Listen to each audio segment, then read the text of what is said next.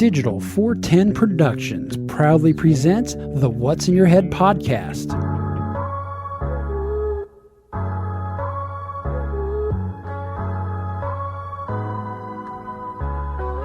Digitized live from your company name here. the studios in Cape Coral, Florida. It's the What's in Your Head podcast. We need chorizo, peppers, and rice. Yeah. Whatever. Bougie. Sounds very Ecuadorian. What's up? What's up? OG5. Welcome to another episode of the What's in Your Head podcast. This is the new shiny video enhanced version of the What's in Your Head podcast. I'm a little flooded out from all the fucking lights, but that's neither here nor there. We went with a bright background because, well, it's still light outside and it comes seeping through the green screen, so I gotta brighten up the room to cancel that out. But anyhow, what's up, fellas? What's up, Mike? Just another wonderful day there, fella. Another day. Living the dream. Living the dream. L-I-V-I-N. What is the dream? It's not the American dream anymore, I can tell you that much. That don't exist. Well, just remember, Freddy Krueger. Ooh, how the tables have fucking turned. What did you say about Freddy Krueger? Huh? I said Freddy Krueger came in dreams, so... Oh, yeah. You know, I mean, I thought you were making reference to my episode of Redline RTAGP where I was fucking attacked by Freddy Krueger. That's neither here nor there. No, it's interesting, Mike, that you're saying that the American dream is dead. How the tables have turned. I think it's briefly about a year ago I mentioned that in this Very Well podcast, and you were very disappointed. Me and Morgan got up on his high horse talking about how the American dream's not dead, which not his high horse, but he was very stern in his belief in the American dream, which I'm grateful for. But yeah, it's nice to see that you've been knocked down to my world. Well, I think Morgan's point was the American dream's subjective, and so it is.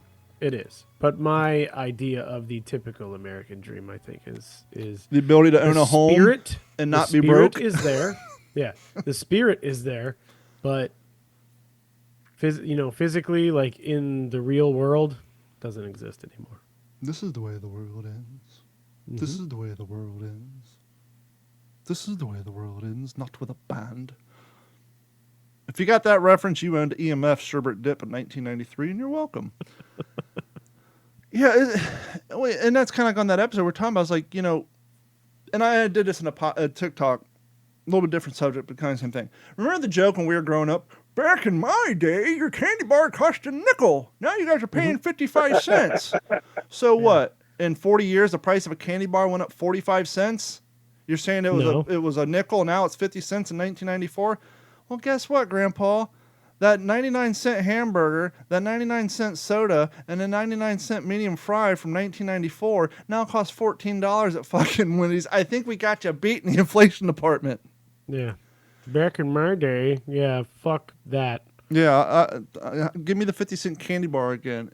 And we talked about it. It's like, hey, in the 90s, early 2000s, what was it, Morgan? All you need to do to have a good life, go to school, get a job making 45, 50 grand a year. Fucking gravy train on biscuit wheels. Now, if you're pulling in 65 grand a year, you're fucking living paycheck to paycheck because inflation's so damn high. Yeah. Well, I remember when I was a kid, like, my parents would sit down and we'd have conversations sometimes about stuff like that. And we go, oh, you make 40 grand a year or whatever. You're doing pretty good in life. And it's like, fuck. No. Like, my wife and I, at one time in my life, my wife and I cleared six figures. Once. That was the other cliche too. Remember back in the movies? He got a job offer. It was six figures. Yeah. Mm-hmm. And we're not talking, 200,000. Yeah, we're not talking 2, 3, 4. We're talking like just 102. Yeah, just barely cleared one. Maybe we were pushing like 104. Okay. My problem with this is I remember thinking 10 years ago, man, if I could only make 100 grand a year. And then now I've done it. Doesn't feel like I fucking made 100 grand a year. When you're making even if it's combined, even if it's you and your wife together, right? Yeah. You guys are combined and you're making $100,000, and you're like, not anymore. I'm not anymore. yeah, I'm saying just the 1 year, hypothetically, but- it's like, if you're making $100,000 and you realize we're basically two paychecks away from being homeless. Yeah. It's like, and it's only been a short 25 years. I remember in 2001, after 9/11, that's when I moved to California to go to school to be a computer guy. And my dad co-signed on my loans to go to computer school. And I saw what he was making then, and it was a little bit more than the number we're talking now. But I remember back then in the 90s and 2000s, if you include my step siblings, there were 6 of us.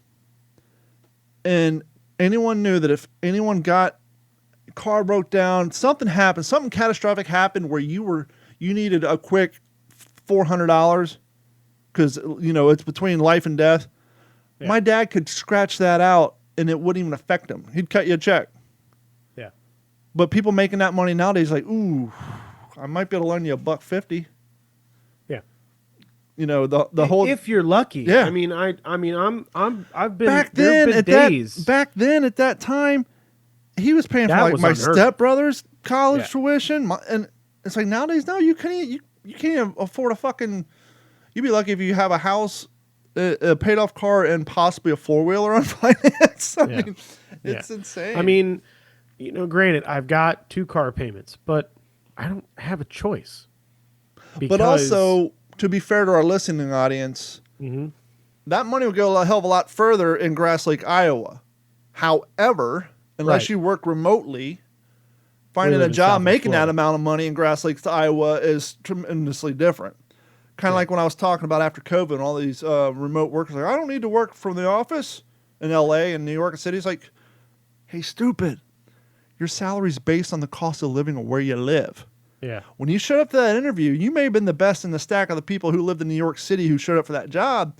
But Tina, whose husband inherited her uncle's farm in Tennessee, who went to college for the same money you did, would happily take your job for 3/4 of your salary and live like it's double because she lives in nowhere, Indiana, versus what you're paying your $2,000 a month apartment in New York City. How about you shut the fuck up and show up at work so you can get your paycheck before you get outsourced to the chick who's working living on the farm in Illinois because her husband inherited it. Yeah, that's if I was making what I'm making now alone, if I was making what I'm making now and I still lived in the mountains in West Virginia. Yeah, basically. Yeah. I mean, I would have never had an issue. The rent payment and stuff like that. I mean, even the gas price, was pushing, just getting around $5 a gallon back, when I was living there.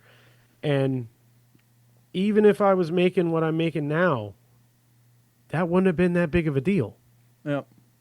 But my rent, this apartment that I live in right now goes for $2,500 a month. Fortunately, that's exactly why my daughter moved and her boyfriend moved back to Ohio. Not that it's much cheaper, but she has a family to live with up there because she was living with my dad at the time, and he sold his house. And her and her boyfriend looked around like, yeah, we work at Starbucks, and we can't afford this shit. Oh, and by the way, we got 3 cats, so with pet deposit, forget about it. Right. Well, and you can find a job like that in Ohio, or in even more rural areas that don't aren't like maybe not. You can find that same job, but Cleveland is still going to be a little more pricey than he's actually he's kind of doing what Morgan's doing. He's getting ready to get his class driving. What, he's actually getting ready to get. He's got his local. He's getting ready to get his overland so they can do long haul trucking. And because she's about ready. She's 29 now. Yeah. And they're like, well, let's just it's like, well, instead of spending money on all this rent, if you're not gonna be home, why don't we just fucking box everything up and I'll just go ride with you. Yeah. I mean, if you don't have a rent, you're not paying for $80 internet. Yeah. And you got a sleeper cab, and you're still in your 30s. Fucking do that. Get a camera, start a YouTube channel, and just do that for a year and a half or so. Save up some money, and then fucking. I thought about it. Yeah. I thought about it because I mean, as you and your, like a co-driver or something like that. I mean, even if you just brought them along, because there's companies out there that know that people, they have no issues with that. Yeah. People live on the road. Oh yeah. And they make money, per mile and shit like that doing OTR. And I looked into, doing stuff like that because when I was in the military, I was a truck driver. I mean, I learned how to drive, All right, Mike. I'm hearing that we need to team up and be. I guess so. Yeah. Well, let me ask you this: we need to go crime fight all those lot lizards when we stop at the fucking Well, Loves and the pilots. To that point, you're talking about how some of the managers are down for it. You would think, logistically, you would want your driver to have a co-pilot because they have somebody keep them awake, so there's gonna be less issue of them driving on hopped up on speed. Oh no, that's not it. Well, but hold on, but throw back to the olden days.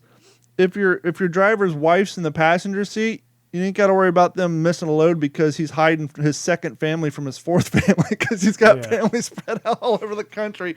The old 70s white line fever got 3 families throughout the country. Can't do that shit nowadays. They're all on I'm sure there's a Facebook channel called "Are We Dating the Same Trucker?" Yeah. Well, and there's now, these trucks are so advanced now too that I mean, it wouldn't be nothing to get a Hummer going fucking 85 mile an hour down. Shit, I've done that. Whatever bumfuck highway you're going. I've done that in a Ford Escort LX. Yeah. 5-speed with the stick shift. That's right. Yep. Hang on, let me shift. These kids can't even drive nowadays holding a phone. I'm going to get in the road head and shift and spill at the same time. And smoking a cigarette and drinking a Mountain Dew. Yeah. But you guys are having a problem doing this. I swear we're declining as a society that we're worried about that. Well, I mean, even the clean version of that, where pile a kid in the middle seat of a S10 or something like that, 5-speed, and see how quickly you don't realize that. Oh shit, my kid just spilled a milkshake in between his legs. I'm shifting the truck. Not that this is good, but I'm smoking a cigarette and I'm trying to clean up this mess. Deal with all just these kids don't know. I mean, it's not like the kid's smoking a cigarette. It's fine. No, and the window's cracked. Hey, We're good. I can hold my button in and vape at the same time. That's right. That's right. Well, Could you imagine being a boy these days? It's AI, man. Yeah. It's making life easy. It's Could too you imagine easy to being drive a down the road. 17-year-old boy in a modern day single cab truck? There's no more bench seat. They got the damn console in the middle. It's odd. There's nothing better than having your 1991 Chevy S10 or in Morgan's case, your 1963 step-side Chevy with your bench seat. your pretty girl in the middle, right? She's sitting in the middle. Sorry, baby, we're going to have to ride fourth gear out a little while. you kept it in second and fourth as long as you could. Slipped. Because the left leg's on one side is on your side, or right leg's on the other. You're just riding out in fourth gear. Well, why is your engine whining out? Don't worry about it. I like car IPMs. In about fucking 3,300 RPMs sitting there on the tack too. Why are you driving down the street in reverse? Don't worry about it. Yeah, don't worry about what I got going on. Oh boy. Speaking of that, it's that diddle. Well, it's that time of year. The seniors are graduating, or already have graduated. Ugh. Senior pranks. Oh, God. And this will lead into a question I have for you guys. New Jersey high school forced to cancel full day of classes after an over-the-top senior prank went too far. Now, I read this headline to such outstanding citizens such as you and Morgan. When you hear senior prank gone too far, what do you think these little rascallions did? If I had to guess based on how...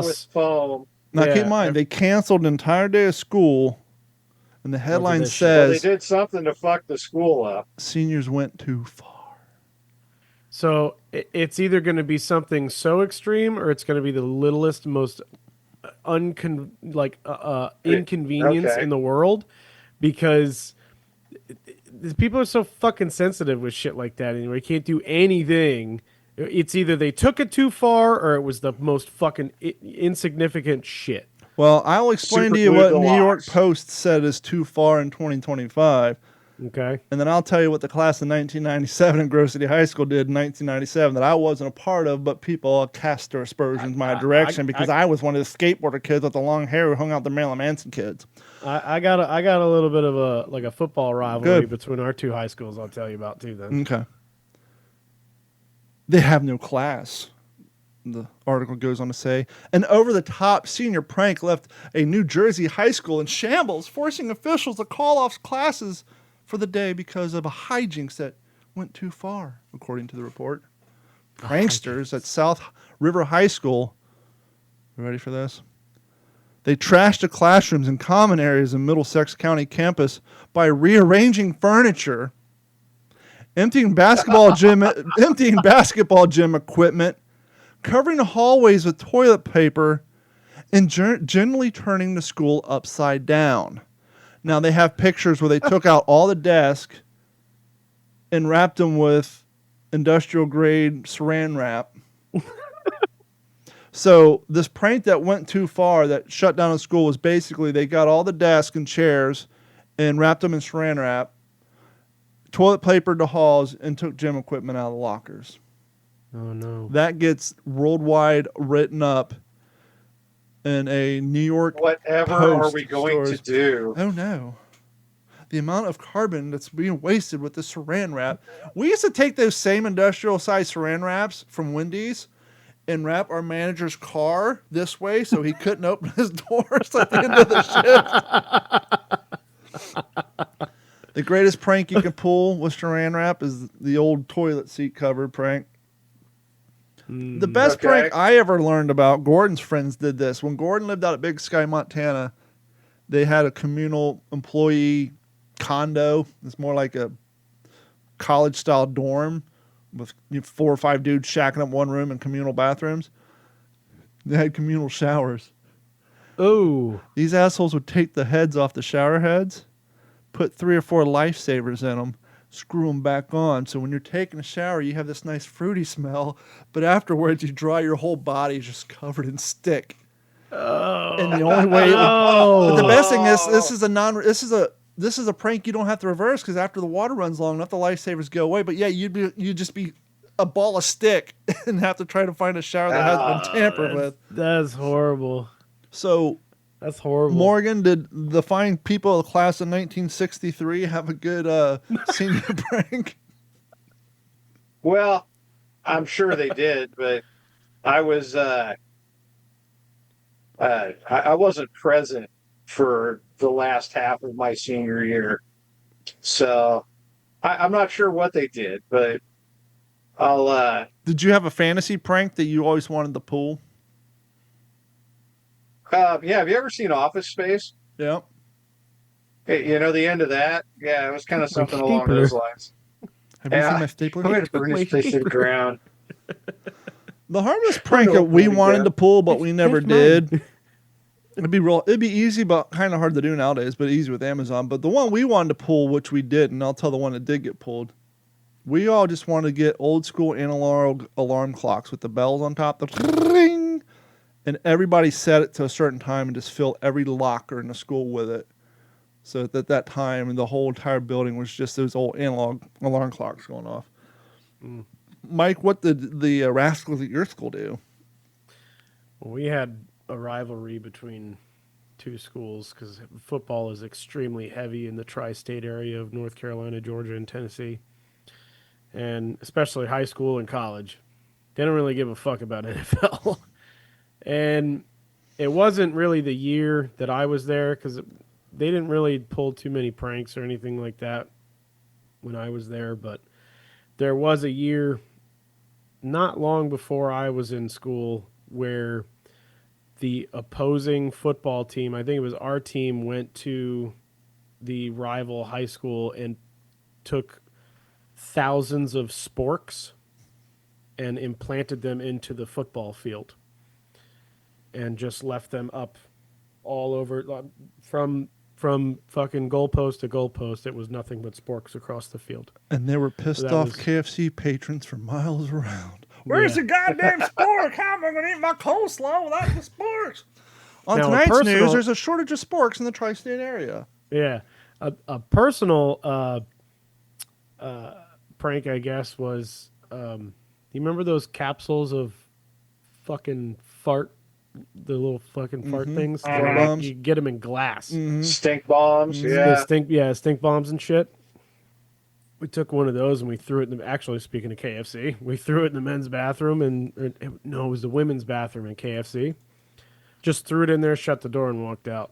And we sat there and we watched, and about 8 people walked out of the store. Like, what the fuck is that smell? Well, they That were was a probably pretty good like, one. gosh, it finally smells good in a KFC. Yeah. Yeah. What are you cooking here, chicken? Nope, bat wings. Y'all saw. Whammy. Okay, I'm actually this is gonna work great because I found a picture of our courtyard. Zoom. Okay, so I went to a little school called Grove City High School, not to be confused with the Grove City in Florida. This is up in Columbus, Ohio. And if I was a share button, where would I be?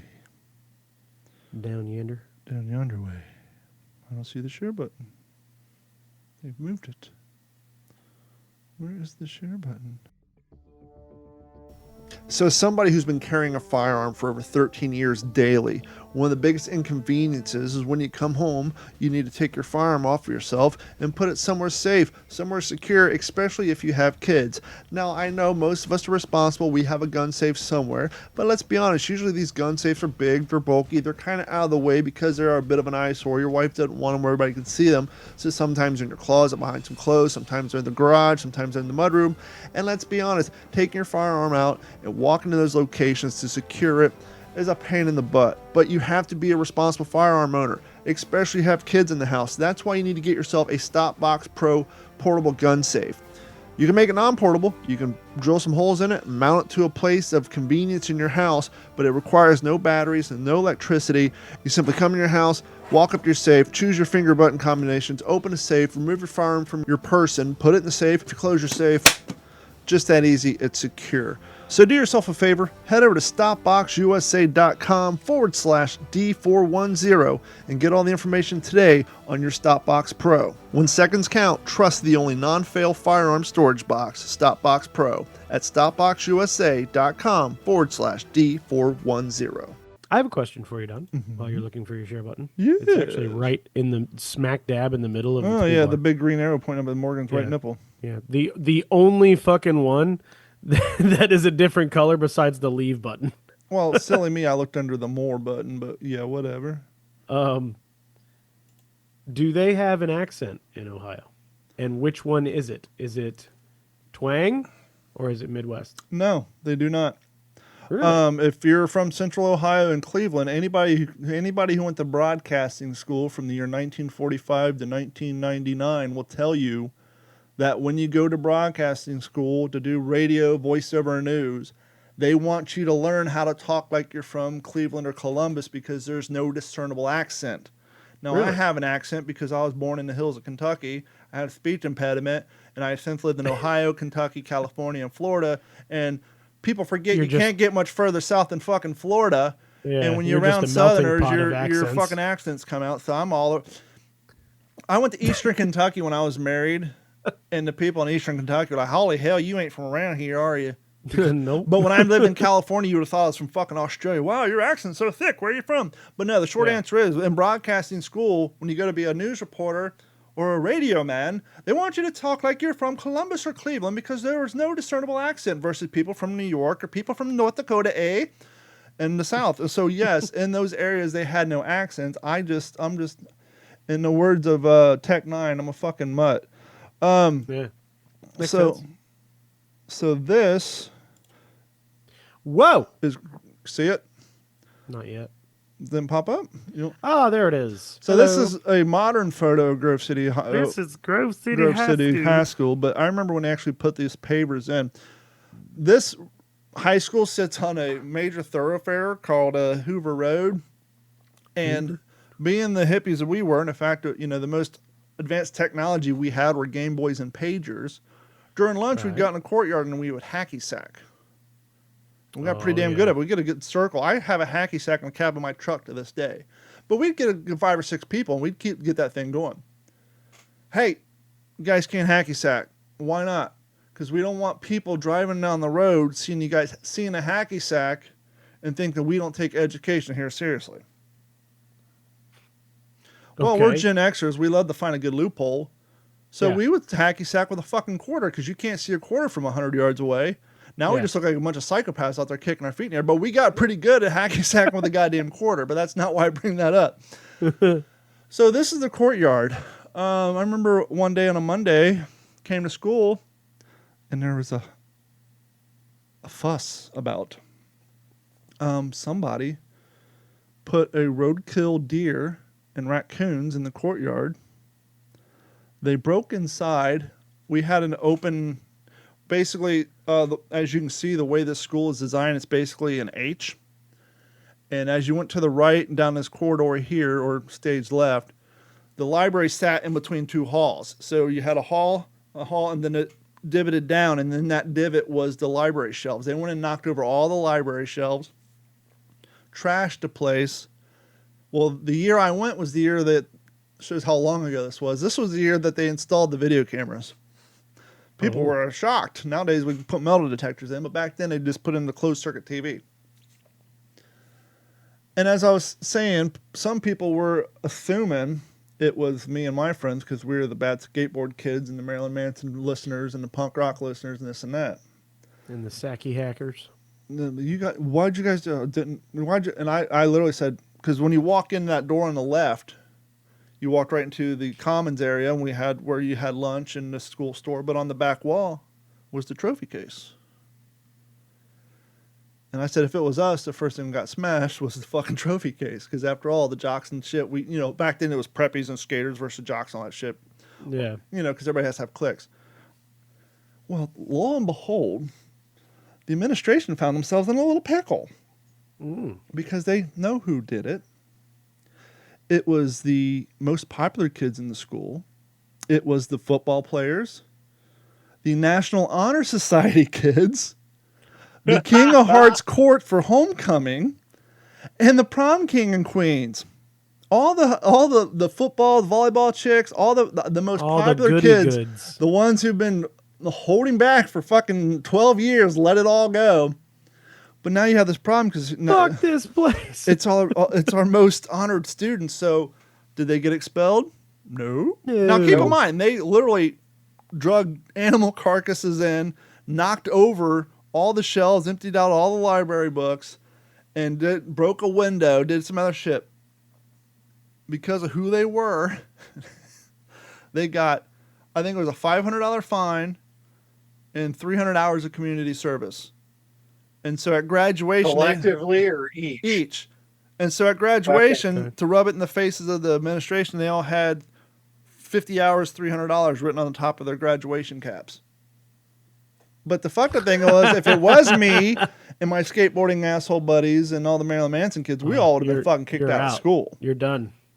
Oh, y'all would have been in jail. Are you kidding? Yeah. The question was, where did the fucking deer come from? Sorry, Shane, I'm going to say it. Shane Yoakum found it on the back road. And Shane brought the dead deer and the raccoons and spread it all over the courtyard. So I guess I didn't see it because basically the janitor saw it when they came in the morning. Apparently it looked like a goddamn war scene. Just body parts and dead animals spread all over the place. That's fucked up. Crazy thing about the school. So I guess I could share the photo again just for demonstration purposes. Purposes. So you guys saw those fantastic small windows, very reminiscent of modern day schools down here because all our schools look like minimum security prisons because you can't have big windows. But you see all these little small windows on the back. So here's the commons I was talking about. So if you go through these doors, there's the lunchroom over here. But on the opposite side of this building, actually on this side, there's a hallway, and it leads to the gymnasium. One of those small glass windows is broken. This is a different time. Someone called in a bomb threat. Said, hey, broke into the school in the back of the building. This is 1996, 97. This is long before, this is even before Columbine. We broke out the window. We planted a bomb in the school. So behind the school, we had a kind of looked like an airplane hangar. It was just like the old World War II style, but it was a modern day building. It was, a high tunnel basically, but it was the rec center, and it was big enough that it had, I think, 4 full-size basketball courts and a half-a-mile track and a weight room. So they evacuated everybody there. Cops came, cleared it out. Well, it wasn't a prank. It wasn't kids being shady. What it was is some fellas figured out that there was only roughly 12 cops at the time patrolling Grove City. And so they broke out the window, called in a bomb threat, and then when all the cops were there, they went and robbed the fucking bank up the street. Get the fuck out of here. The stupid idiots still got caught. They got caught walking down the train track to Urban Crest. But yeah, that's how they use it as a diversion tactic to rob a bank because they figured all the cops would be at the school for this bomb threat and we can get away with it. But no, they still got caught. That's fucked up. Yeah. So senior pranks, nowadays you shut an entire school down. I mean, how long does it take to cut some saran wrap, pull some chairs apart? You could have got the janitors in there and get started early. Have the students fucking do it. Hey, you guys fucked up the school, we're cleaning it up. No, go home. We'll make the fucking poor janitorial staff clean this bullshit up. Did you guys have a senior skip day at all? Yes. An unofficial senior skip day? Yes. Did you guys have a destination in mind, or was your town too small? Did you guys go like to the moon tower? I didn't participate in senior skip day, believe it or not. Senior skip day for me was kind of on a regular basis at that point. Yeah. But it was actually kind of cool because, well, I mean, my classes and everything, I mean, half of my day was in construction class where we did nothing anyway. Okay. Teacher was on his way out. We were his last year. And he, like last fucking, couple of weeks of school when we were taking testing and all that shit, we got the answer sheet. Nice. And we just fucking filled in the blank. You're kind of like the woodshop teacher in Dazed and Confused. He's sleeping. They're all there making bongs. Nah, man, you got an air leak at the slide, man. Yeah, yeah. And we'd go out in the shop and smoke weed and smoke cigarettes and do whatever. And we purposely would, change some of the answers just to make it look like we didn't all copy off the fucking answer sheet and get 100%. If you ever had a crib sheet, which I'm sure they don't use that terminology nowadays. Yeah. If you ever had a crib sheet, you never, ever. But everybody got an A. 96%. No, if you're a D student, you had to be believable. You had to shoot for like an 82. You didn't want even a 95, right? You had to make it believable. Yeah, but I got class, sleep and studied. I got a C. I mean, we're talking, classes where, you kind of got an A in it anyway. Yeah. Because it was nothing really to test. Because I was in construction class. I took it for 2 semesters. I took the first one, which was like intro to how to use a hammer. Yeah. I took the first one, which didn't give a shit either. That was second semester. That difference between a claw hammer, a ball beam hammer. That was second semester of junior year, and then first semester of senior year. So it was an hour and a half because we did block scheduling, and I was there for an hour and a half for construction 1, and then I was there for 3 hours for construction 2, and then I had like a math class or an English class or something like that, and then I was a band nerd, so I went to band after that. And for those 3 hours, he played the rusty trombone. Nobody knew where the fuck we were. Yeah. Like we were just gone. We would even convince him to go get the keys to one of the short buses, and imagine, 20 redneck kids hopping into a fucking short bus to go down to Main Street, which was a restaurant in town that sold breakfast and made like biscuits and shit like that. And restaurants usually do sell breakfast. Up into Main Street, and we go get breakfast, and we bring it back to the school. And he'd lock the keys back up, and he'd go, "We're going on a field trip." We go get breakfast, and we come back, and we'd sit there and eat breakfast. And then we go fuck off in the shop, and we make all kinds of shit and hurt ourselves and cut ourselves and whatever. Did you have official I open usually campus, worked on Morgan? my car. Oh, yeah. Really? We had a McDonald's and a Wendy's a block away from the backside of our school.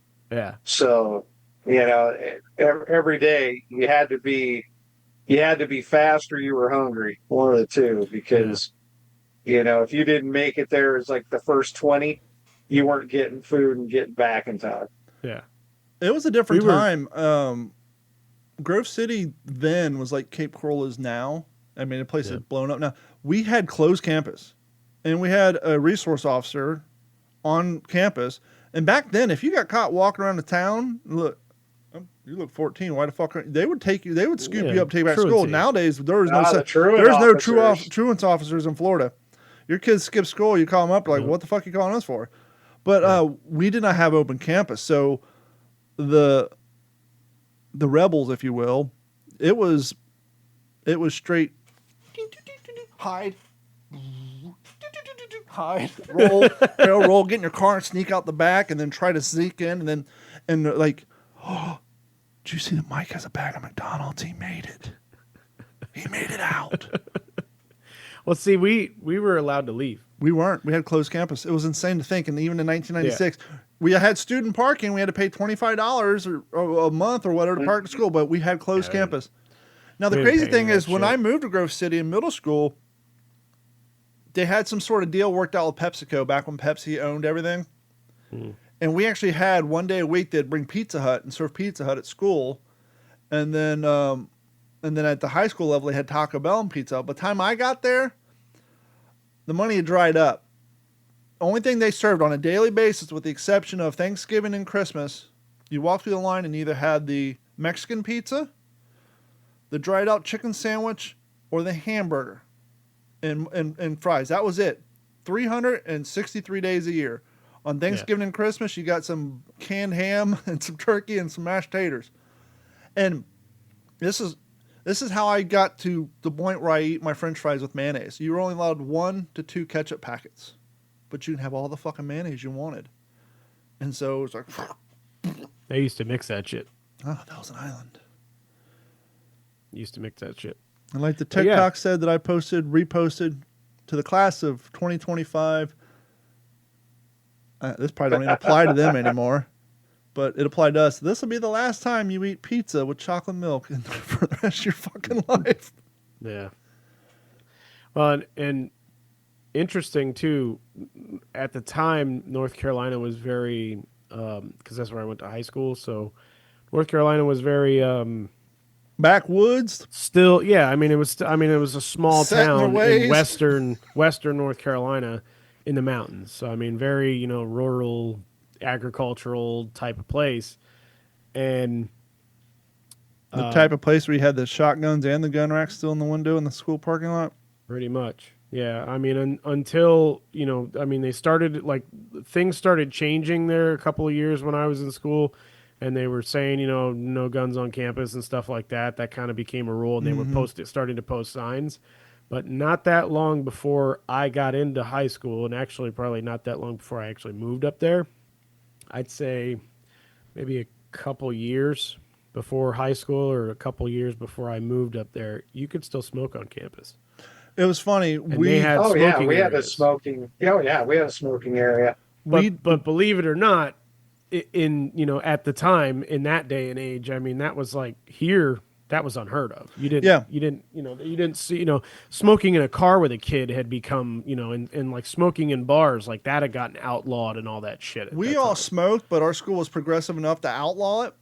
Yeah. But I participated in some extracurricular activities, and one of those activities one time brought a school from Kentucky, which was a tobacco state, Yeah. and their kids were allowed to smoke because at their school they had a smoking section, but we couldn't, even though we all did.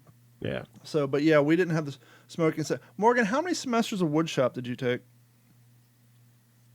Gosh, I don't know how many were there. Everyone. Yeah, I mean, Well, I just had this thought. You much you like know, Mike, I was, I was a choir geek, so Okay. yeah. You can sing, huh? I didn't say that. I said I was in choir. You were just in choir. he played the vocal equivalent to the triangle. Yeah.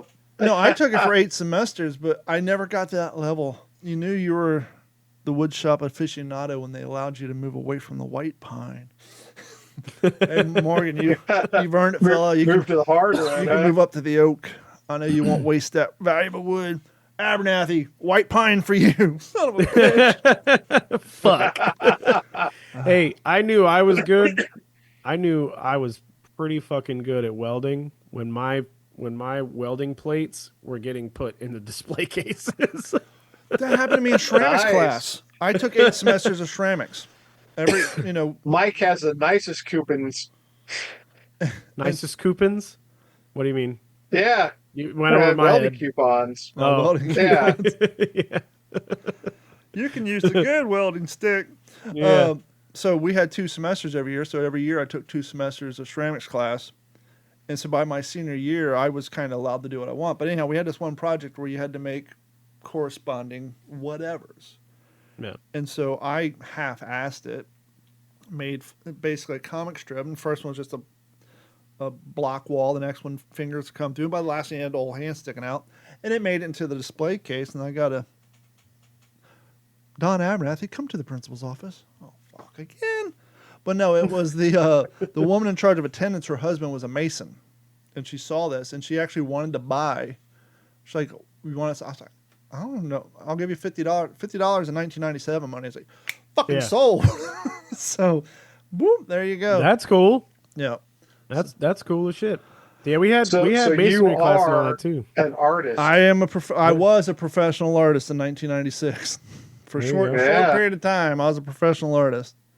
I know Morgan had a topic he wanted to get to, but yeah. we'll get to that, and then if we need to, I have some other stuff, or Mike has some other stuff. So Morgan, what was the topic you wanted to cover today?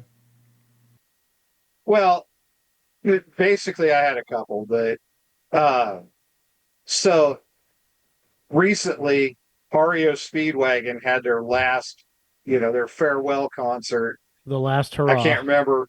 Yeah, I can't remember what stadium it was at, but it's wherever they're from. And it got me thinking because REO Speedwagon was the first concert that I saw back 1982 or 83. Wow. And I won tickets off of the radio. And I'm sure it pissed everybody off that this 11-year-old kid won these coveted tickets to go see REO Speedwagon in Portland, Oregon at the Memorial Coliseum. And my poor dad, being the good man that he was, he drugged me there and hated every second of it. But so that was the first concert I ever saw. So it wasn't like Wayne's World. me- How'd you guys get here? My mom gave me $2 and dropped me off at the parking ride. No, wasn't quite like that. But so that got me thinking about, I've been to a lot of concerts. I've been really blessed to have, gotten to see a lot of cool bands. A lot of them were on their way down, so they were playing smaller venues where you could get in cheap. But I've actually seen REO 4 times. Wow. And every time it was just as good as the first time I saw. So that got me thinking about what was the best or the first concert that you guys ever went to. Weren't you afraid to smoke at an REO Speedwagon concert with all that hairspray and the long hair in the audience? Well, I was 11, so I wasn't a smoker yet. What's more There was flammable, an another year REO before that Speedwagon happened. crowd or a top? No, I'm going to have to say it probably would be a Motley Crue concert. That would probably be the higher flame that's factor. way more Oh, yeah. flammable. Yeah, spandex and Aquanet. I mean, there's nothing more flammable Well, you than know that. what glam stood for, right? And Glam lots rock. of alcohol. They called it glam rock. You know what glam was an abbreviation for? Gay LA I'm music. assuming Oh, really? Okay. Gay LA music. Yeah, I did because- not know that. Motley Crue, Poison, Striper, all of them. They all. The irony is this Twisted Sister dressed up like that to be funny. They dressed They're up hair like bands now, right? yeah, but it was called glam back then. Gay LA music. Gay LA music. Mike, what was so more? You want to know the first concert we went to? Yeah, the first Shit. one or the best one. I mean, my parents, dragged me around to a few when I was a kid. I don't even remember who they were. They would have been some pretty cool bands like locally. Probably the you know, Righteous 'cause- Brothers. Yeah. Well, because my cousin worked at the radio station at the time back in the 90s. Back in the good old days when they still had payola. Yeah.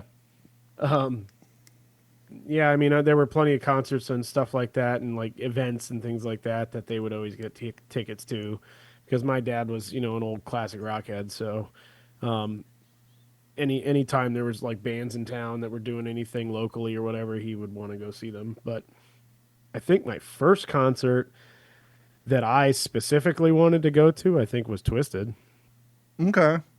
I saw them when their House of Crazies, but not showing off. I saw them when they were leaving, when they were leaving Psycho. So, saw them on the down. Just before I think I did the first leg of the tour, and then I did the second leg of the tour, and then they did the third one, and I heard that the third one they were like, "Fucking, we don't give a fuck anymore." I saw ICP on the first ICP show I went to was the Ringmaster tour. Mm-hmm. No, Riddlebox. I missed the Ringmaster tour. Yeah. You know how much my first ICP ticket was, general admission? $15. $19.95. $12.50. Yeah. Last time I saw him was in Anaheim on the Wraith tour. Mm-hmm. $35. Yeah. I was like, now, yeah. fucking $75, Still, that's $80, a good deal. Probably $100. I mean, even when I went to go see them, I think, because I had to drive there, it was 2 hours to Atlanta, and we drove there, and then the door price, I don't know, I think it was like all said and done for the four of us to go and drive there, it was probably like $300. I showed up at Media Play in west side of Columbus. That was a music store. Mm-hmm. The night Malenko came out, and they were there doing autograph signings, and I still have my Carnival of Carnage CD still autographed. Obviously, the autograph didn't go away, but I kept the flyers and all that. I think I told you guys this a while back, but like 2005, I sold all my ICP paraphernalia, all my shirts and everything, with the exception of the CDs. Yeah. And that's how I funded my World War II collection. I basically sold all the shit on eBay. People are buying all this shit fucking fire sale. But I've been to, even before I worked at the radio station, because I lived in Columbus, I've been to a shit ton of concerts. So by the time, after 6 years of K-Rock, I have no interest in going to a fucking concert anymore, because I've been to so many. But showed out. even before we're in the K-Rock, I'd been to a bunch of them. First concert I ever went to, my brother drugged me to see Pigface and Evil Mothers. Pigface was a industrial supergroup. Sounds like punk rock. No, it's more. You familiar with like Ministry, Skinny Puppy, Nine Inch Nails? Yeah. Pigface was a supergroup. So on the tour that I saw, it had Ogre from Skinny Puppy singing. They had two drummers, which was badass. The bass player from My Life with a Thrill Kill Cult, Flea had played on the previous album. Trent Reznor had played on the previous album. So I saw them. And then I think my second concert was Clutch. But I think one of the cooler concerts I went to at that time before working in radio, buddy of mine's dad got him U2 tickets for the Pop Mart tour. And I was not a U2 fan at all. But it was at the OSU Arena. And we were down on the field. And so that was kind of my first big time concert. Yeah. But I think my overall favorite experience, just because I was 17, maybe 18, was Lollapalooza 1997. That was going on back then? Oh, yeah, Lollapalooza started in 1993. You know who Really? started Lollapalooza? I don't know. I didn't know. Perry Farrell from Jane's Addiction started Really? Lollapalooza. Yeah. But that's all like dance and shit now, isn't it? Yeah, it is now. Yeah. Oh, wow, I typed in Lollapalooza and said 1993 Buckeye Lake. My brother was at that one. So Lollapalooza 1997 lineup? I wish I still had my shirt. Is this the lineup? Maybe it was 96. Let me see. See, I've never been to like festivals or anything like that. Maybe it was 96. My wife, when she was in like high school and just out of high school and in college and stuff, she used to go to Warped Tour a lot. So. Was this the one? Yeah. So here's the lineup for the 1997 Lollapalooza lineup. Snoop was supposed to be there. He didn't play. In 97? Yeah, Snoop didn't show up. So the 1997 Ohio was Tool, Snoop Dogg, Korn, Tricky, James, they're not giving the full lineup. They're saying various others. Let's see here if I can find the full lineup here.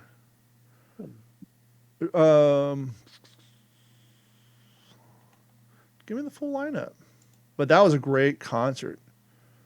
Yes, Tool was there, obviously. Why can't I find the full lineup? That was a great show. Yeah, Korn, Snoop Dogg, Julian Marley, Devo,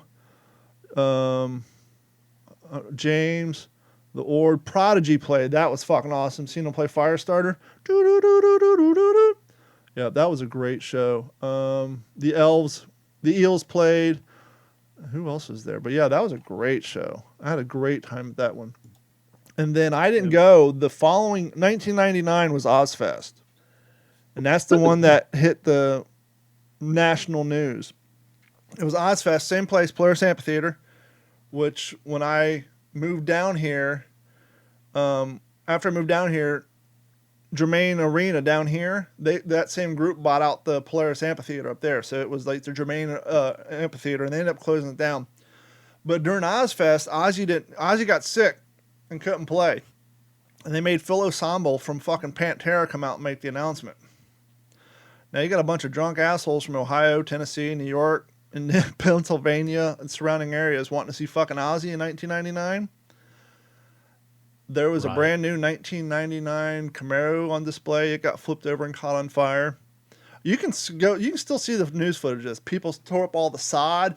They were throwing clods of sod at the bands while they were playing. They fucking tore down. They had a wood slat privacy fence blocking off the rich neighborhood. That shit turned into what they were basically calling the OZZfest riots.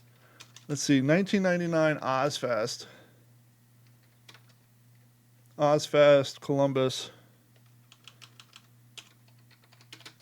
We'll type in riot. Yep, riots. Here we go.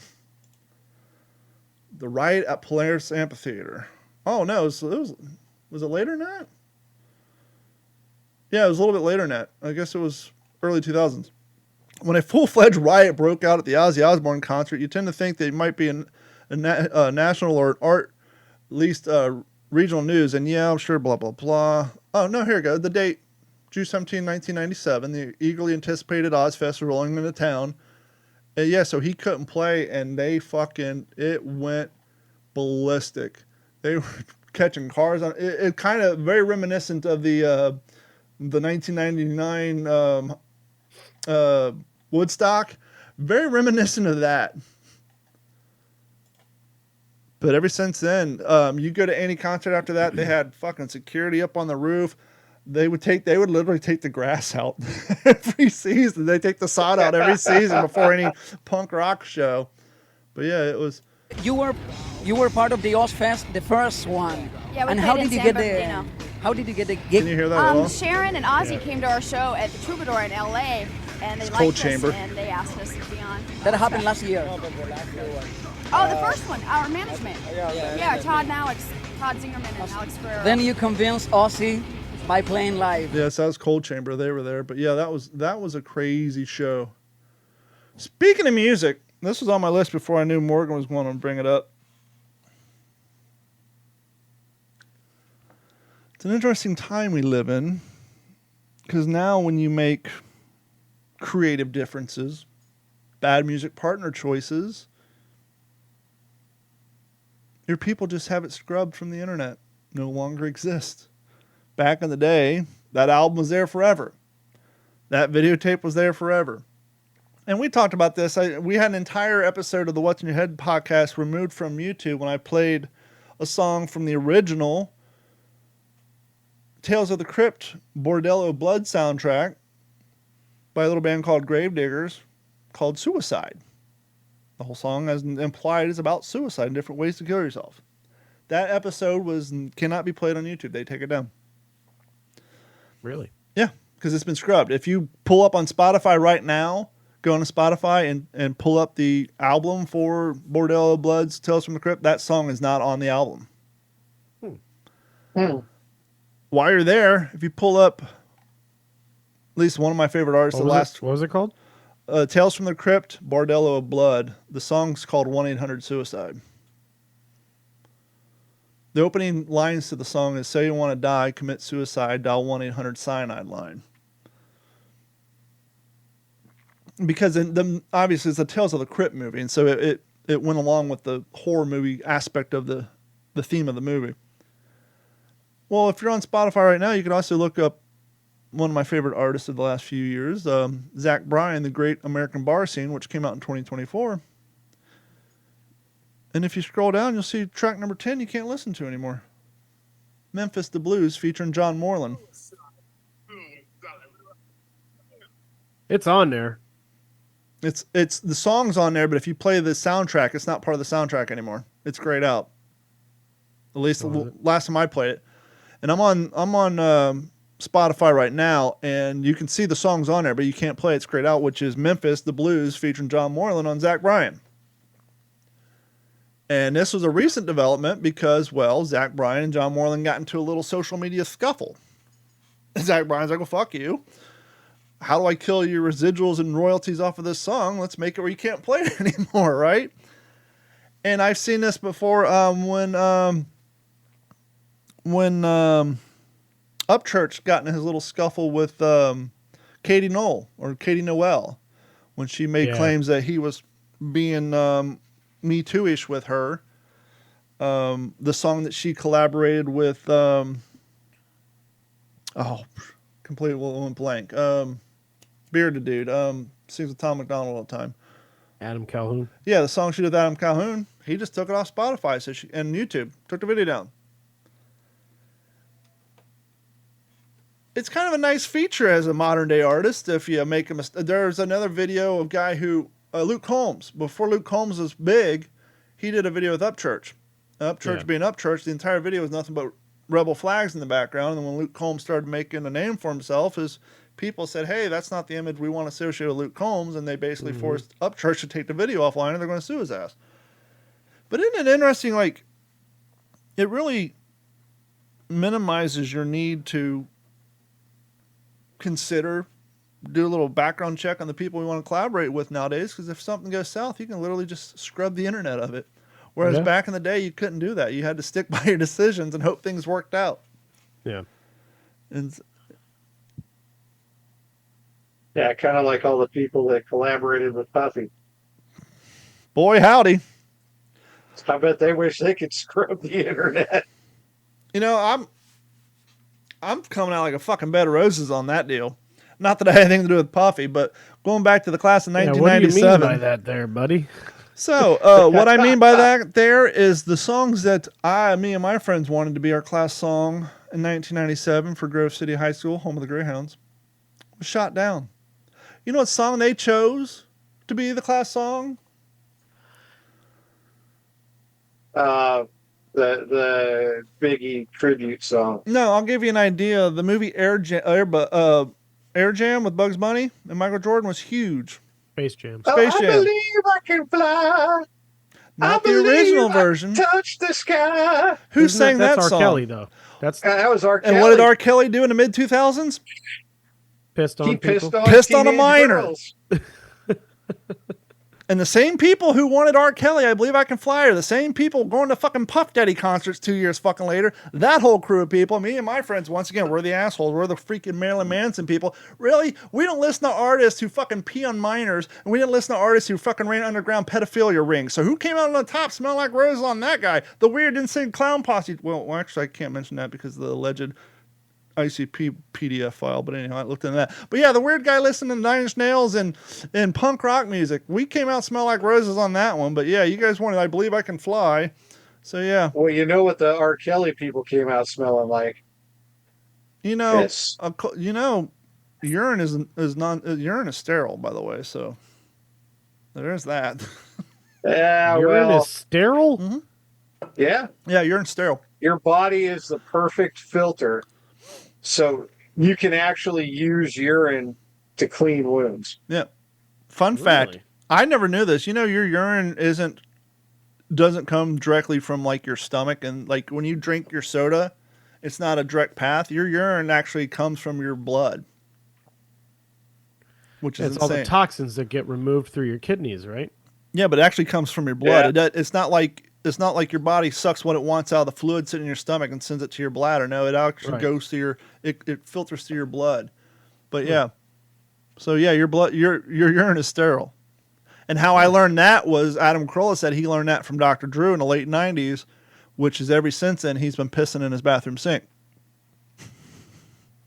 He says it saves water and it saves on time. Brushing my teeth, I'm 6'2".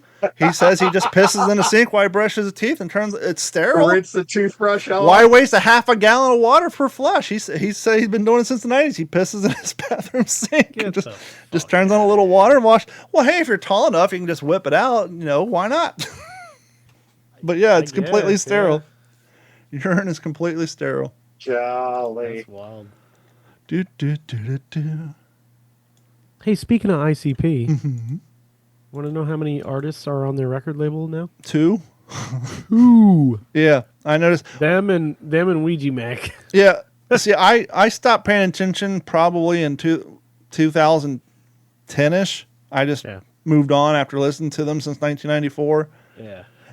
But by the time the Wraith came out, I was more into Twisted anyhow, because like as they got older, one of the mistakes they had by bringing Twisted on is when they collaborated with Twisted, you could see who actually had better skill lyrically and writing wise. Twisted was far more better lyricist and writers and rappers than ICP was. Yeah. And when they got away from the Six Jokers card and their reinterpretation of, let's be honest, the apocalypse, and started going towards when Juggalos went from dressing like skaters to dressing like fucking emo kids, that's when I lost interest. Like once the Wraith came out, I was done with it. But I was listening to Twisted still. But then I just lost interest. And then that day I was talking to you about the Fallout, I went and looked. I'm like, wow, like everybody went to Magic Ninja Records and left Psychopathic behind. It's insane. Everybody. Literally every fucking artist left and went over there. And if they didn't go over there, they were still homies with those fucking dudes. Like that just goes to show you how much money that were taken from those boys that the entire crew fucking left. Yeah. Said, see ya. Yep. That's fucking crazy. I mean, that's just I don't get it. You want to see how old I am? This video has become a joke, but this was in fact my training video at Wendy's. I won't even play the video. You can hear the audio. This was just one time more. This was my training video. This was your what? My training video at Wendy's. I've seen this. This is literally how I learned to flip meat. This was my training video. I watched this in real time. Oh no. Can't hear it. I muted it. Now working the grill, Bill, it ain't so tough. But first of all, you got to check your stuff. Like a grill that's set at 250 with the meat and cheese that's ready to go. Hold on, let me share the audio. You guys can't hear the audio? Fuck. Yeah, we heard it. I heard it then. I mean, all I heard was him rapping. But yeah. The station looking cool. But most of all, you got to have your tools. Got a golden spatula. Gotta have your tools. Are you with me now? Get ready. Yeah. We're gonna lay them down. Ooh, now, shit, brother. Now, remember a few months ago I was saying I could still do work at Wendy's and how you load the raw meat to the left, work your way to the right. Just like wood, you got to follow the arrow to lay it down like you should. From the front to the back, you got to lay it down. Space it evenly, not scattered around. Next, you got to salt, the bitch. meat from the back to the front to make the taste complete. Not too little, not too much. With a little finesse, you'll get the touch. This reminds me of the montage at the end of Revenge of the Nerds Part 2 when they're rapping. And do a 4-corner press. Don't wait too long, I emphasize, or the meat won't reach the proper size. When things start to sizzle, you're ready to go. Gently turn the meat, but don't be slow. Just turn them over easily. We don't want a broken patty, that's a guarantee. Press out the corners 1, 2, 3, 4. Called the 4-corner press, boys. But yeah, that was literally my training video at Wendy's. Have you ever seen the Key and Peele skit, the East versus West football stuff? No. Yeah. So there's like 4 or 5 of them, and it's you know how they do the team introductions. Mm-hmm. Oh yeah. And that's just hysterical. I've seen it probably 100 times, and I laugh my ass off every time. But there's one that's like the East versus West rap. Mm-hmm. and it's like that same style and quality, and it's hysterical. And it's like all the black guys are super cheesy, and then they get Dan Smith, the guy from BYU, the white boy, and he just completely throws down in Yeah. complete West Coast gangster Dan style Smith. and BYU. BYU. The funny thing is back then, everybody who didn't rap, like whenever they do rap on cartoons or TV shows, they would all do the same thing. Hi, my name is so-and-so, and I've come to say. That was like the starting line for every lame-ass rap. I am Bob Smith, and I've come to say, I hope you have a very good day. Ho, ho, ho. It's like, it was so fucking ridiculous and cheesy. Cheesy. Sugar Hill Gang style. Yeah. Oh, yeah. Morgan, Good stuff. you're the senior of the group. This might be before Okay. this might be before Mike's time, but maybe his mom had one in a junk drawer somewhere. Did you have a Lucky Rabbit's foot as a kid? Oh, of course. Did you- Came from the local pizza parlor in Portland. It was called the Organ Grinder. What color was it? Like the old. I think mine was yellow. Mm-hmm. Mike, did you have a Lucky Rabbit's foot as a kid? I didn't have one, but You heard about them. I knew what they were. I knew people who did have them. I did have a squirrel tail one time. That's about it, though. I did a TikTok today because I thought about this on mile 6 of my run because I ran over a rabbit and I saw a foot laying there. They were real fucking rabbit's feet. That was the thing. Yep. They were mummified, and which is why they dyed them, right? Because when they dyed them, by that point the foot was all and unless you pulled the fur apart, you could. The foot was all dried out, and so they dyed them bright colors.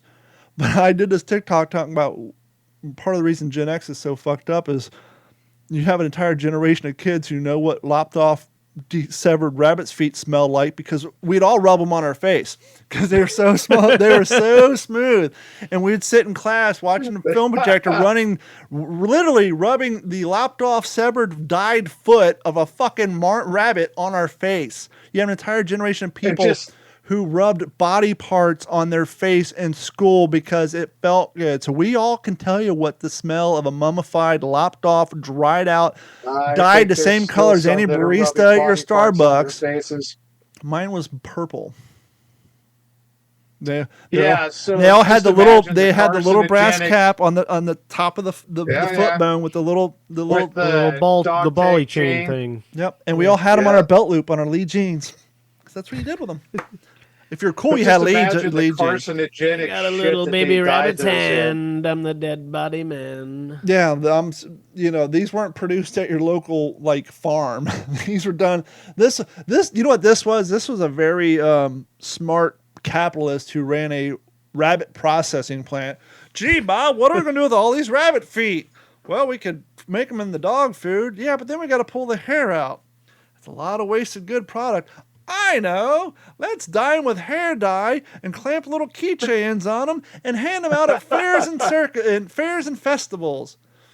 Like I said in the TikTok, your parent would take you out to the fair, the festival. They would throw some darts at a balloon or maybe flick the most cigarette butts into an ashtray, and that was the prize. But we all had them. We all literally went to school with lopped off, severed appendages of a fucking rodent on our persons, and we rubbed them all over our face. I saw that video today, that TikTok that you posted, and it got me thinking, are you old enough for the Coke mirrors at the fair? Mm-hmm. Oh, sir, that's not a Coke mirror. That's a Aerosmith commemorative mirror from their tour in 1973. Sure. You know what we're talking about, Mike? I'm not sure. Well, it's the same fair, the same festivals, the same cigarette butt flicking contest. Okay, yeah. You would win. Yeah, Go ahead, you Morgan. would get. I've seen them. They I one never. by one mirrors wrapped in cardboard. If you're lucky, they were 3x3, maybe 6x6, but it was a mirror with. You had to really win some shit to get that. Yeah. But you could get Motley Crue or REO Speedwagon, the aforementioned REO Speedwagon. Yeah. Confederate Railroad. Yeah, and it was totally not for doing lines of code. I mean, not at all. Well, you could break up your weed on it, right? And so then your Yeah, old you could lady do that. and your old lady would be sitting in the front seat of your Nova, so you'd reach over and grab the feathers out of her hair, which was the roach clip. So after you rolled it, you had the roach clip that was attached to the feather, because that's how you attached the feather in her hair. You had to have that roach clip on there. Or if your family was real enterprising, your dad clipped it to the garter belt around the rear view mirror from the fucking honeymoon. Yeah, That was the there other you play, go. right? So yeah, we had a lot of. Yeah. God, we're old. Yep. How old is your boy, Mike? 13. Is the black light lava lamp poster thing still a phase for young white kids? He just got a lava lamp for his birthday. I came up with this theory in 2004. The Jews have bat mitzvahs. The Goyams, we know our boys have hit puberty when they want black light posters, they listen to the Doors, and they want a lava lamp. Of course, now they also want the glow-in-the-dark stars on the ceiling and LED lights. But back in the day, it was... Because I remember I was married at the time. I was 20, and my brother-in-law was 13. And everybody, do you know who Jim Morrison is? I just got my lava lamp last week. I'm like, congratulations, you are a man. I still have my lava lamps. The bulbs are burnt out. I have my lava lamps from 1996 and 1999 out in my garage. Well, see, he was given one. My parents actually still had one hanging around that I'm not sure if it was like super old. They didn't have it when I was a kid, so I don't think it was like one that they had from when they were younger, but they gave that one to him. And then... Well, you would know because the vegetable oil would be brown by now. Yeah. Because it's just wax and vegetable oil. All that shit inside. It took a long time for it to actually heat up and do its thing. Well, they're supposed to. That's the lava part. It looks like it's erupted. Yeah. Don't tell him not to shake it. People make a mistake. Once you shake it, that wax breaks up, and you never get a full lava. It's always little balls. It never, for some reason, it never congeals again. Right. So he just got a new one, and we were asking him like, "What do you want?" And he's like, "Maybe I think I want a new lava lamp." And I'm like, "Okay, here we go." Now the question is, will he be into the Doors or Led Zeppelin? Actually, no. Will he be into Led Zeppelin or Pink Floyd? You can't do both. You got to choose a team. I'm not sure. I was Team Floyd. I was so much. I was too. Yeah. I can do without Led Zeppelin. I like Zeppelin. I like can them. do without. I like them both. But man, fucking Dark Side, that was a ride. Just the Wall in and of itself. I was listening to it at work about a month ago. Great album. Still holds up. The movie's fantastic. I used to have it on VHS. I never actually saw the movie, but really, yeah. Every high school party you went into in 1997 either had Dazed and Confused playing, Friday, Pink Floyd, The Wall, and then in 1999 it was someone had figured out, and I'm sure you'll remember this, Morgan. Hey man, what you gotta do is you gotta get a copy of The Wizard of Oz, right? And you fast forward it to the third lion roar, and then you start up Dark Side of the Moon, and you turn the volume down, and if you played it, it coincides, man. It works out perfectly, and it does. I've done it. So like when the song Money comes on, the cash register, as soon as as soon as the song kicks in, she opens the door, and it's all color.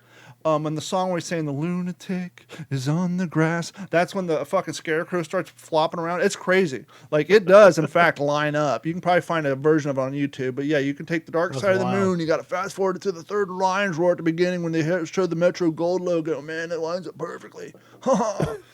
It does. I can't believe you've never seen Pink Floyd The Wall, the movie. No, I haven't seen that. I haven't seen Tommy.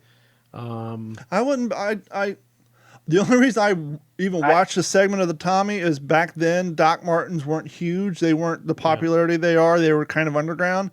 But it's like, oh man, Elton John wears a pair of 4-foot Doc Martens and the Tommy, man. So that's the only. Fast forward. Oh, those are cool, man. Those look like mine, huh? So I had a pair of blue ones then. But yeah, I never watched it. And my brother was into that. My brother watched it, but I never seen that one in its entirety. Yeah, I know.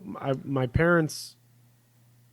They would always give, because like my parents had like Halloween parties and stuff like that, and they had a black light and they had the lava lamps and stuff, and I was like, they would be like, "Do you want this stuff?" I'm like, "Yeah, I want this stuff." And I'd have the fucking black lights and shit, And man, highlighters were my friend. I used to fucking write everything in highlighter all over my No, what you do is, man, and you can do this for your son when he gets a black light. Someone introduced this to me. You get, like, after you get drunk at your high school bottle, my first one was a Southern Comfort bottle because it has a white label. Yeah. You take a Southern Comfort bottle or Jack Daniels, whatever your preferably is.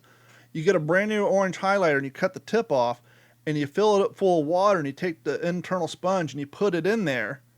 So that when you turn on your black light, the fucking bottle glows like bright green. You can do it with the blue and the pink, but the green works the best. Yeah.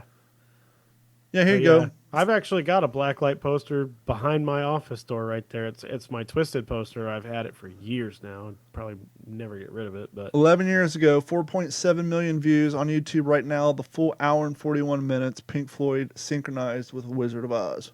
there you go. So it's on there. It is on there. That's my blacklight poster that never sees Nice. blacklights. What's on the shelf? What shelf? It looks like a beetle or something. Oh no. Yeah, keep No, going. I think that's a Woody wagon. Nope, we're both wrong. I have. Oh, look at that. Okay, some- super. That's a 34 Pez dispenser truck. My uncle passed away, and he collected like die-cast stuff. He collected all kinds of like football memorabilia and stuff, and I wanted all like the die-cast. Ah, trucks. nice F1. And then I got Easy Rider. I got the motorcycle. They're all authentic too. They're like I became a minted, man looking at Easy Rider magazine. They all have titles and stuff that are in his name and whatnot. And Oh, nice. that's minted. That's a hardcore collector right there. Yeah. He had all kinds of stuff, man. I mean, like I said, football, a lot of NASCAR stuff. I mean, he was very into sports, unlike the rest of us really were. And he had all kinds of different shit. If it was collectible, he wanted it. Have you guys He seen had the two shelves in his living room that he would keep shit in? So Have you seen the comparison of original Matchbox cars in modern days where they flip them over, and the ones from when we were a kid had like the fake exhaust pipes, and they made an effort to make it look. Now it's just a black plastic bottom. Like they make no effort to put any detail on the bottom of them. My buddy, Wherever I go, he goes. my buddy is a Hot Wheels collector. But not only Hot Wheels, not just like Hot Wheels, but like because it's a whole community. Now And it's a whole fucking thing, and we're talking like Is he uppity about treasure it? hunts and all that kind of shit. Is he like one of those fuck Matchbox cars we only do on Hot Wheels, or is he all about all of it? I don't know. I think he's all about Matchbox anything- cars are technically the first ones.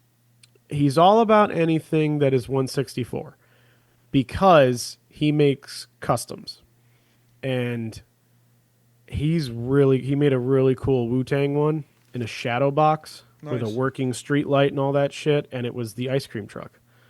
And he made an ice cream truck that said he put Wu-Tang's, their logo and everything like that on it, and I think it was a saying or something like that they said in their song. Thanks for the children. Well, You know where that came from? That's one of them, but it was one that had to do with ice cream, I think. Oh, cream. Yeah, Cash it rules might have everything been cream. around me. Yeah, Cream the money, not a dollar bill, y'all. That might have been it, but it was really fucking trick, dude. He made this. He took a fucking food truck, turned it into like a little ice cream truck, but all kinds of Wu-Tang shit all over it, and then he put it in this 3-dimensional shadow box. That's he put an cool. urban, like New York style setting behind it at night, and then he put a working street lamp inside of it, and That's you cool. hit a button and it would glow. And it would shine down on the Nice. truck. And he does all kinds of shit like that. He makes some really trick fucking like classic cars, like supercars and stuff like that. It's all 1/64th too. He has to have like a fucking magnifying glass like this big so he can see. Modern day version of the sailboat in a bottle. Yeah. But he used to tell me that, when he never really collected them years ago, but he always found it interesting because he was always into cars and how different the bases are now as compared to what they were back then with all the detail and stuff like that. And now, like, But if you go ahead. look under a car now, all Yeah. you're going to see is a plastic skid plate That's true, from front too. to back. So, Pretty much. so it actually is an accurate representation. And the of what you cars see are all now. plastic nowadays too, so it is accurate. Well, yeah. Exactly. There's really There's no detail. I mean, I've said that before. Like if you look at and I will argue with this. I will argue this with anyone until the day I die. Every single one of these SUVs that you see out today, they're not fucking SUVs. No. They're called crossovers. It is a cross between a sedan or a hatchback and an SUV. Well, that's because Al Gore and his ilk did such a fantastic job in 2002 with running the popularity of the SUV because it's running the environment. Gas with the cars, gas guzzlers and gas- SUV. And yeah, so they all. environmental, go green, all that happy horse shit. So and it didn't help with the price of gas was skyrocketing, especially after the recession. Because before the recession, SUVs were Cadillac. Escalades were fucking all the craze Denali, with fucking Bourbons. 24s and shit. Escalade T's. That's fucking- another thing, right? It's like Everything. back in prior to 2005, all trucks came stock with 15-inch rims. Didn't Right. matter how big they were. They all 15-inch rims, and Yep. then 13, 14, 15, and I think 16 was and then like Dubs the came biggest out, one you would and get. you had to have a pair of spree wheels, spinners. I remember when the spinners and the 22-inch rims were a thing. My fucking Tundra came factory with 20-inch rims on it now, but back then you had 20-inch rims. You're a fucking baller. That's what I got on my truck. Because 20. it looks ridiculous now. No Chrome offense, 20. fucking Morgan, with your 1873 fucking F350, but trucks I look got goofy. Henry Ford hand assembled that one himself. Now you do have the nice I still big got- I tires got with. wood spoke wheels with metal wrap on them. Now you do have the nice big thick sidewall tires, so it compensates for it. But trucks look. that was the difference. Trucks look dumb as shit with 13-inch rims on. That- it that- looks weird. But that was the difference. If The you low look prof- at somebody who lifts, a classic like 80s pickup truck, and like fucking Tremors, they had that. What was that? I think that was a Jeep, wasn't it? A Comanche. It was a Comanche. Step side. I think it was a Comanche step side or something like that. It was lifted. It had plenty of sidewall because that's what you needed to get through some of those areas, those them trails and rock crawling and shit like that. But when you're Nowadays, driving to all work these on the fucking- interstate, you want gas mileage. These fucking pavement princesses, they got fucking 28s and they're wrapped in fucking 2-inch profile tires. It's ridiculous. That's pointless. So we need to go back to the 13-inch true spoke Dayton's. Yeah, With, I'll take a with bows 15-inch. on the mini trucks. I'll take a 15-inch wheels. My The S10 knockoffs. had 31, 10, 50, 15 wheels, or tires. But the Tires, wheels were 15-inch. They were standard offset, and I think they were like 9 inches wide or something like that. Nothing crazy. Yeah. It was perfect enough to fit on my S10 to do with it what I wanted to do. So it didn't have to be. It's all for show. It's all for show. I can really sit there and appreciate, and there's another thing I'll say about it too. I can really sit and appreciate somebody who took the time to put up like some 15-inch Daytons or some like even just classic like General Motors truck wheels, steel wheels or something like that, and wrap them with some thick off-roading tires. I can really appreciate that. The other thing, modern single cab pickup trucks. You don't see that anymore. No, you can't because we're all too Yeah. tall and Ever. too fat. Right. Because there's no legroom in them. Yeah. I actually saw in a community an F250 or an F350 that was lifted that it was kind of on borderline, thick sidewall, but it had the real, the real Rock star wheels. Yeah, the real fucking, but I mean, it looked okay. It was still pretty clean for what it was. Dually, single cab. I hate to piss on your premise. Ford 250 or 350 or whatever it was. It looked pretty good though. I hate to piss on your premise, but the new Slate trucks are single cab. Have you seen those?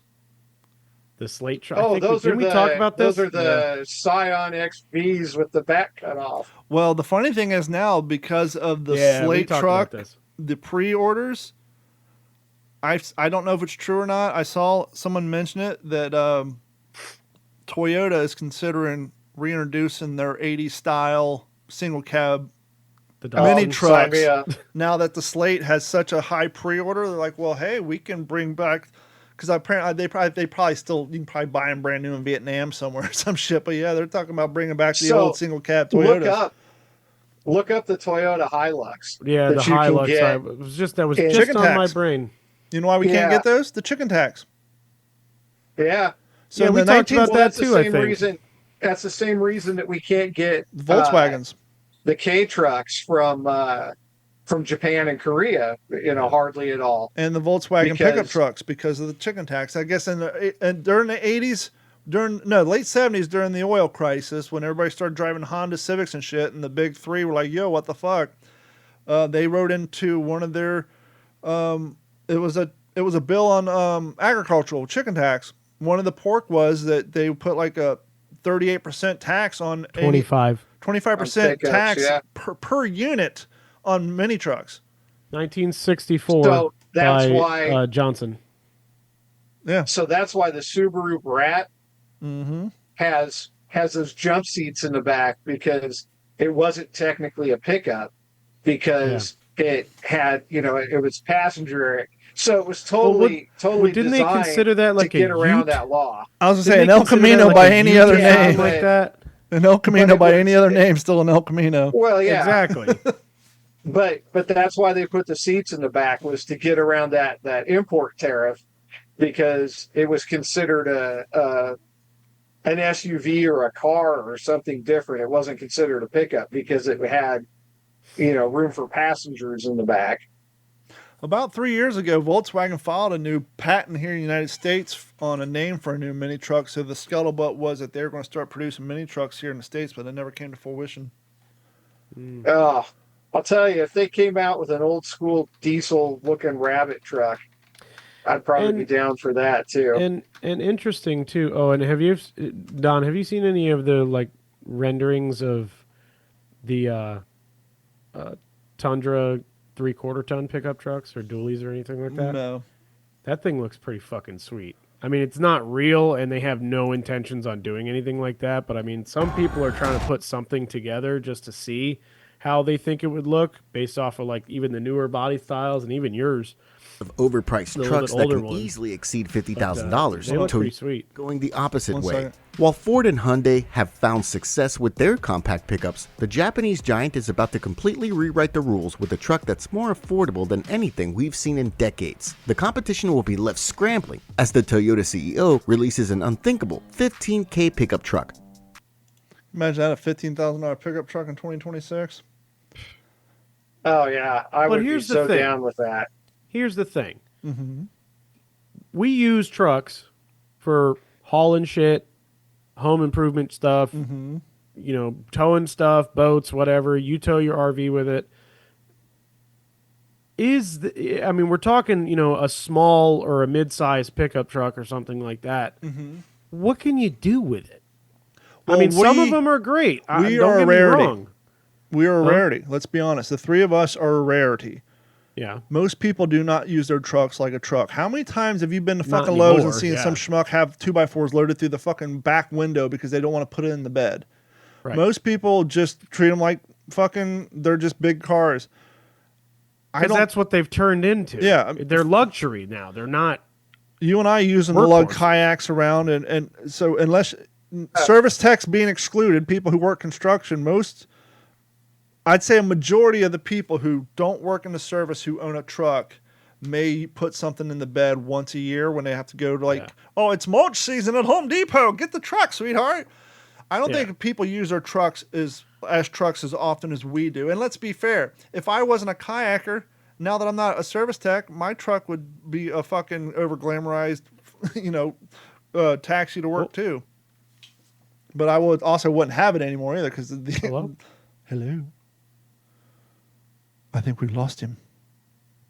I still have Morgan here. He's froze up. We've lost him.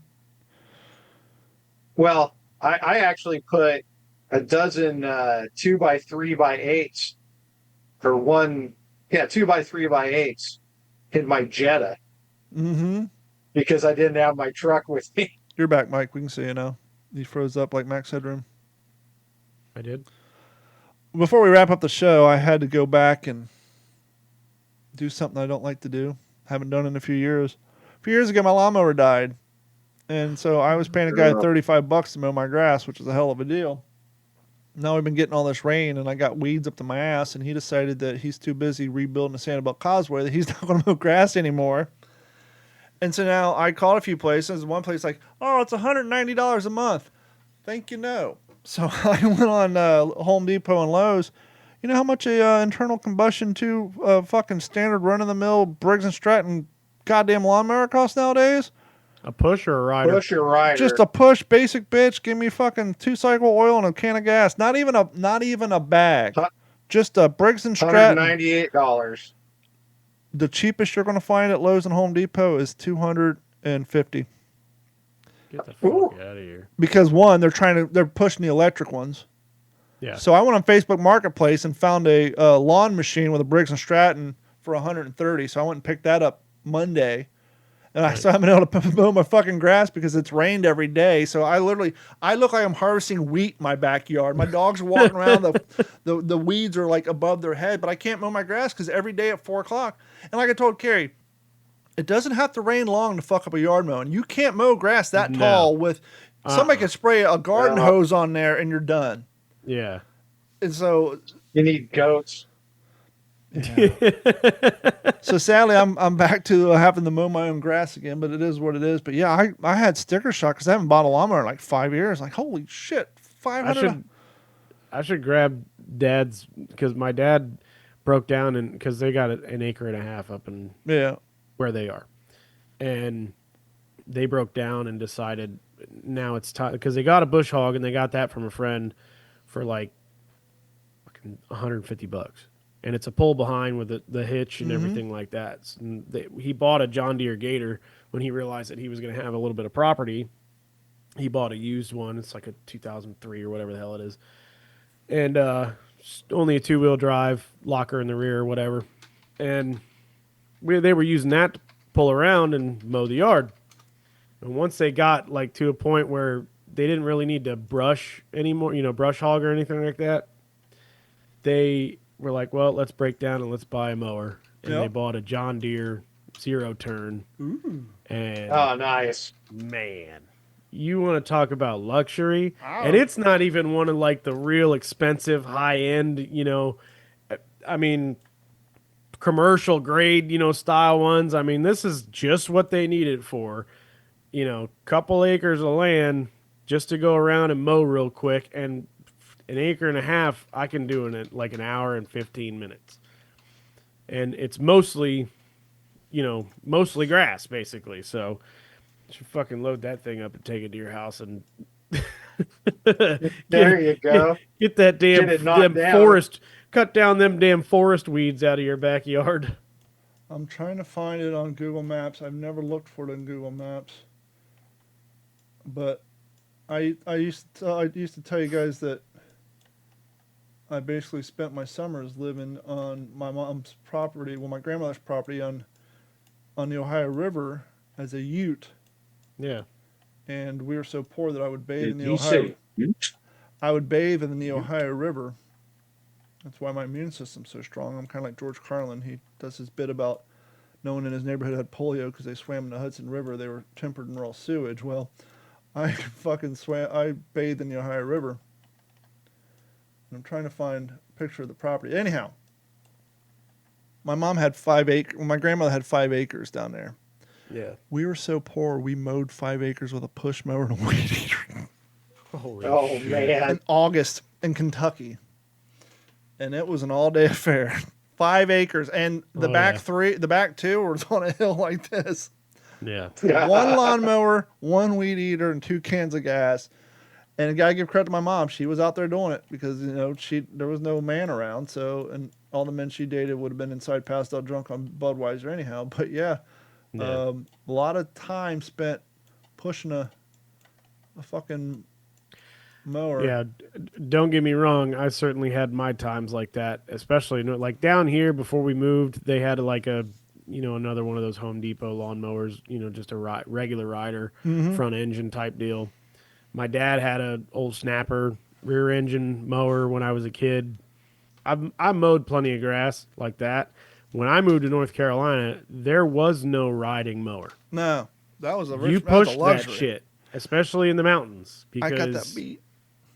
you weren't riding. I mean, I had one because I ended up getting a snapper lawnmower from my ex-grandfather-in-law or whatever he is to me, because where I lived before I moved back down here had enough of a flat area that I actually could use it and needed it. But yeah, I push mowed and bush hogged and weed eated on hills. We're gonna wrap it up because we're Mountains and running shit. long and it's getting ready to rain again. I was hoping to get a run in. Real quick. Yeah. So I told you guys I lived in a house in Richwood that was built in the 1800s, and we lived in there. My grandparents sold it. That's the one that I got my thumb stuck in the wringer washer because we had old utilities around. Yeah. We actually had one of the old school Bart Simpson style lawnmower. Was just the wheels with the 4 blades. You Oh, had the push mower. The real mower. We actually Yeah. had a real from the 1920s push mower, just no engine. It was just blades on a wheel, and it was. You had to get those blades sharpened down at what was it, the hardware store or something like that. You get that your blades and sharpened or whatever. the old fucking Grim Reaper sickle. We had both. We have both of them. The sickle. Yep. But that's gonna wrap it up for this episode of the What's in Your Head podcast. Thank you guys for hanging out with us very much. We will see you again in another episode. Please head over to whatsinyourhead.com. Click on the links on the side. That'll help support the show. And if you haven't done so, go to youtube.com and look for Poles and Paddles. That is our fishing channel, as well as D410 Media. And thank you guys so much. And we will talk to you all next week. This has been a Digital 410 production.